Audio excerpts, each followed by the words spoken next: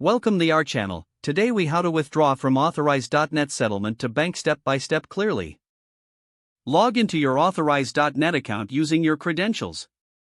Once logged in, locate the Reports tab on the main navigation menu. Click on the Settlements option under the Reports section.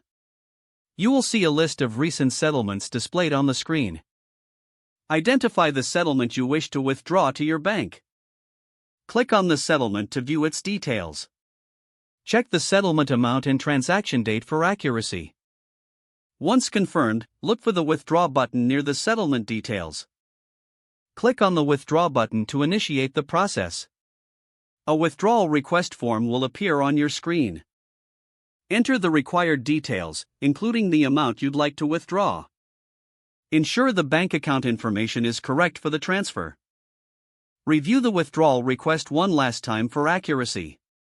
Once everything is confirmed, click Submit to finalize the transaction. You should receive a confirmation message indicating your request has been submitted. Monitor your bank account for the settlement amount to appear within the designated timeframe. If you have any questions or encounter issues, refer to the Authorize.net support resources for assistance. If the page does not load, refresh the browser or try again in a private or incognito window. Make sure you are using the correct email address, then retype it carefully to avoid small typos. If your password is not accepted, use the Reset option and create a new strong password you can remember. Check your spam folder for verification or security emails, then complete any requested confirmation steps. Enable two-factor authentication if available to improve account security and reduce unauthorized access risk. After signing in, review your profile details so your contact information and settings are accurate and current. If you see an error message, note it down and try again after restarting your device and internet connection. Log out when you finish, especially on shared devices, to keep your account and payment information secure.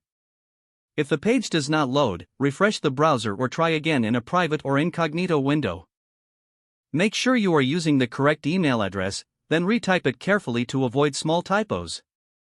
If your password is not accepted, use the Reset option and create a new strong password you can remember.